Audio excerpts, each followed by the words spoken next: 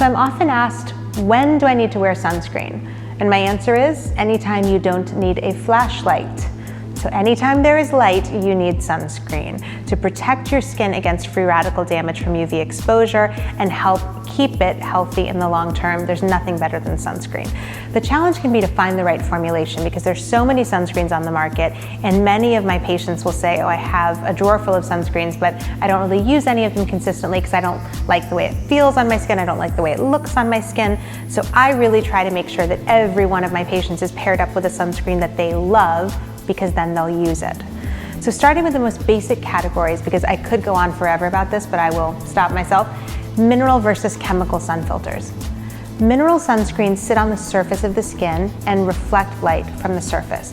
Those include titanium dioxide and zinc oxide. So these are like wearing a shirt, basically. It's a physical shield against sun exposure. And they also defend against visible light. So if you're prone to melasma or pigment problems like that, mineral sunscreens or sunscreens that contain a mineral sun filter are fantastic because not only are you protected from UVA and UVB, but also visible light. Now, historically, the issue with mineral sunscreens is that they were chalky. They left a ghostly kind of vampire look to the skin, but newer formulations really do avoid that.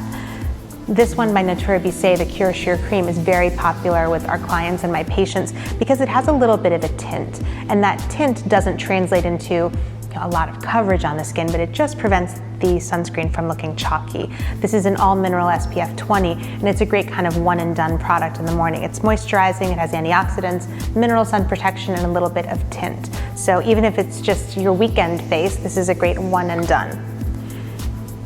I also recommend, if you're pregnant or breastfeeding and looking to avoid exposure to chemical sunscreens, that you think about what you're putting on your body, because there's much more surface area on your body than on your face, and a lot of times people focus on what they're using on their face and not so much on the body. This is a 100% mineral spray sunscreen by Soleil To Your, which is fantastic. If you have sensitive skin, if you want to share with a child in your life, or if you're pregnant or breastfeeding, this is a great pick. Now moving on to sunscreens that have a mix of mineral and chemical filters.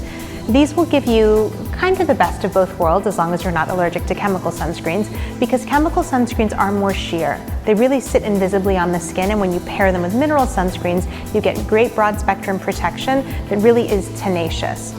So for daytime coverage, this Natura Bissé, the Cure Sheer Oil-Free Fluid, is a mix of mineral and chemical filters, and it wears a bit like a tinted moisturizer, so it's also a great one and done product.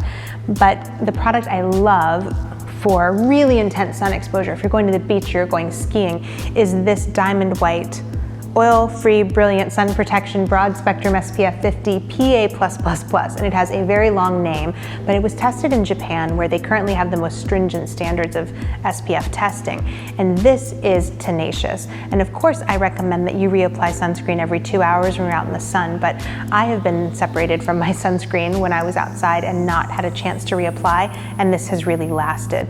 So, of course, I recommend reapplying, but this will give you the best possible coverage in case reapplying isn't easy. And it has a lovely, warm, luminous tint that makes skin look great.